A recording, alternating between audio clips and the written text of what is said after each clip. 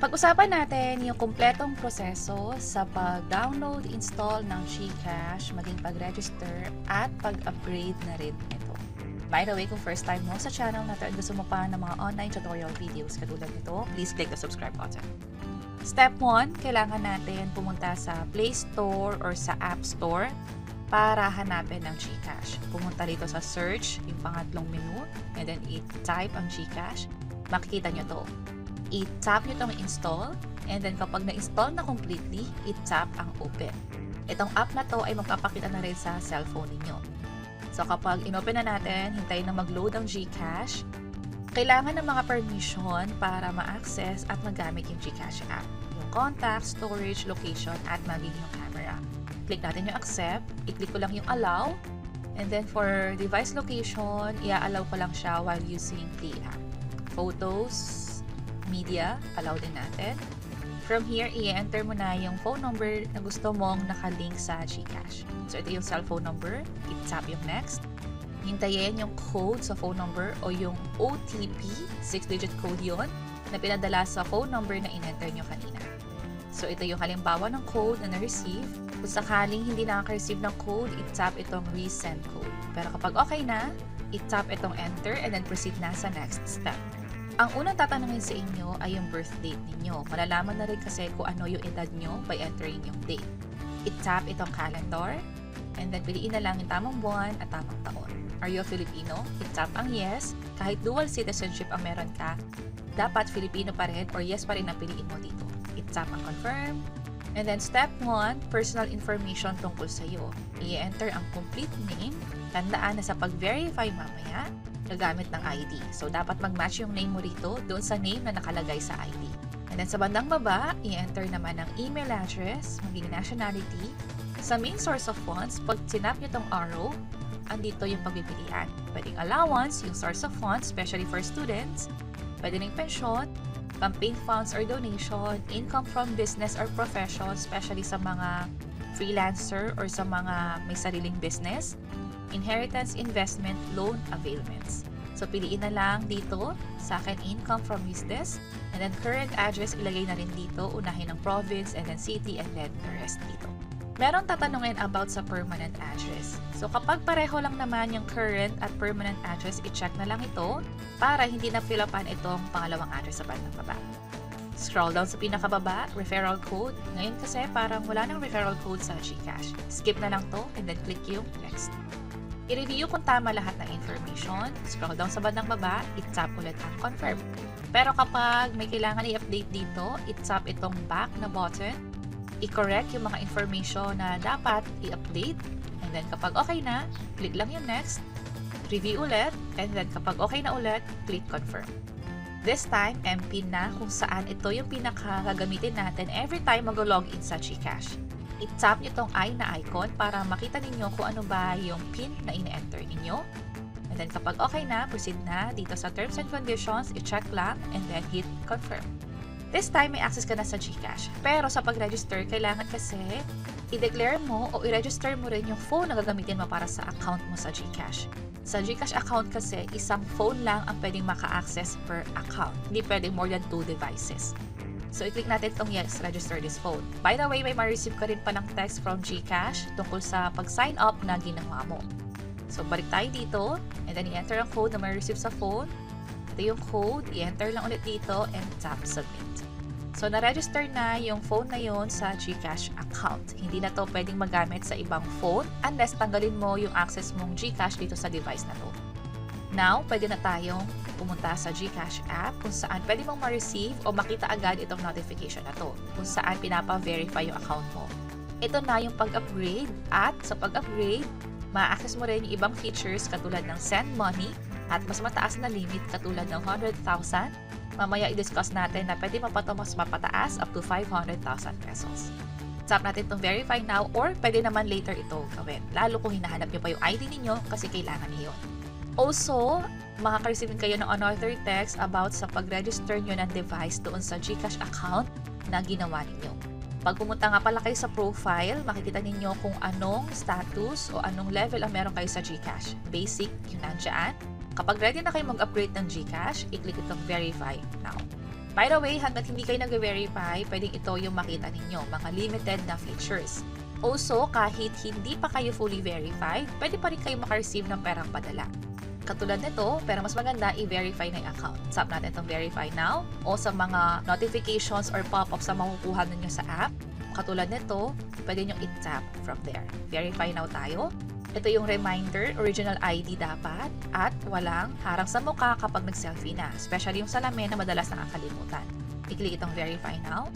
Birth date ulit, tatanungin. Piliin lang ang tamang date kapag kinlik na itong calendar. And then nationality Filipino. Agree ulit sa terms and conditions and then hit confirm.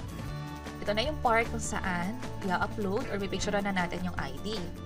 Ang tinatanggap lang na ID sa GCash ay National ID, Driver's License, UMID, Postal ID, Passport, SSS ID, PRC, at Pag-ibig Loyalty Card Plus. Ito yung mga halimbawa niyan. Ito naman yung sa Driver's License, UMID, SSS ID, Postal ID, Passport, PRC ID, and lastly, Pag-ibig Loyalty Card Plus. Kapag napili nyo na yung tamang ID, sa baba nun, merong confirm na button. Katulad ng Pag-ibig Loyalty Card Plus, is ito yung gagamitin ko, tap natin yung confirm. I-scan or picturean na yung harap ng ID. At kapag hiningan pa kayo ng likod na portion ng ID, picturean din iyon. This time, selfie naman, tatanggalin ulit yung cap, mask, or glasses. Dapat malinaw ang pagkakakuha, i-tap itong next, at hintayin yung notification dito hanggang sa ma-finalize at mapunta sa page na ito. Your information should match your ID. And then, dapat tama lahat ng spelling nito. Tap natin yung next. This time, i-enter na yung mga information na hinihingi ng GCash. ID number, ito yung makikitang numero doon sa ID na ginamit ninyo. Next, basic information, yung complete name, salutations. And then, yung nationality, civil status din kung single ba o married. And then, contact number na din. Sa place of birth, pipiliin dito kung saan pinanganak. Current address, kahit binigay na natin to kanina, i-fill upan ulit natin tong portion na to. This time, mag-a-ask na ng additional information katulad ng sa work details. Ito yung pagpipilian sa employment type. Pwedeng government employee, OFW, private sector employee, self-employed student, or unemployed.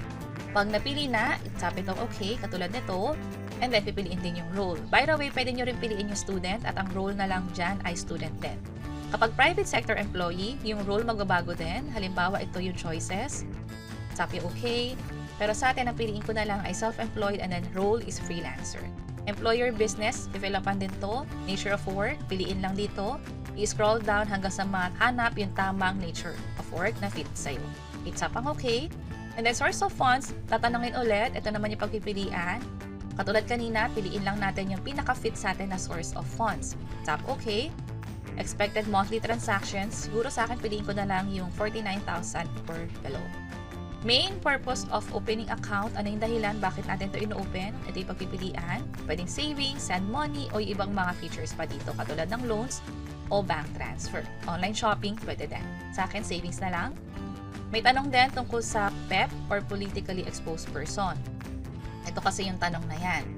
Kung yes ba or no, sa politically exposed person, ito yung individual who has been entrusted with a prominent public function. Ibig sabihin, nakaupo sa gobyerno, may hawak na posisyon. While yung beneficial owner is ikaw ba talaga yung pinakagagamit ng account na to. Close natin, sagutin lang, sa akin no for PEP, and then yes for beneficial ownership. Just in case namin makita kayong ganitong option yung sa pag-open ng GSafe account, kung hindi pa kayo interesado sa mga ito, pwede namang i-tap itong no, thanks.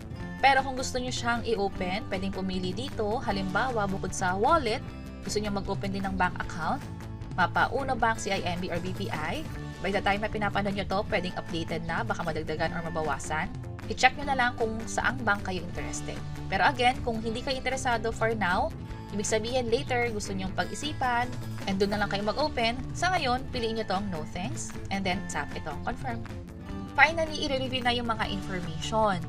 Kung sakaling may mali dito, i-tap itong back. Pero dito sa bandang baba, i-double check nyo din. Kapag okay na lahat, i-tap itong confirm.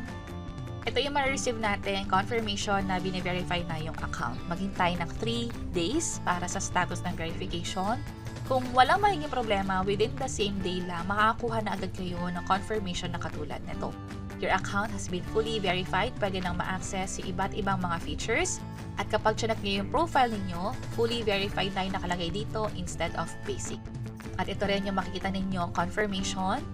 This time, magkaka-access na kayo sa lahat ng mga features at pwede nyo ring dagdagan pa yung balance nyo dito. Meron kayong wallet, meron kayong savings account, especially kung nag-open kayo ng bank account dito nga sa GCash. Pwede rin kayong manghiram or mag-invest na din. Pinapalago yung pera habang nakatago sa GCash. At katulad ng sabi natin kanina, maraming mga features dito katulad ng pag-load sa GCash, which is i-explore natin sa mga iba pang videos. Tandaan lang din na mag-ingat sa paggamit ng GCash. Huwag basta-basta mag-click para safe yung account natin o yung pera natin na nasa GCash app. Lastly, pag-usapan natin yung limit. Nadagdagan na nga siya ng 100,000 pesos na. Pero kung gusto nyo ito mas mapataas pa to 500,000 pesos, pwede na kayong maging GCash Plus account holder. Paano nga ba yan?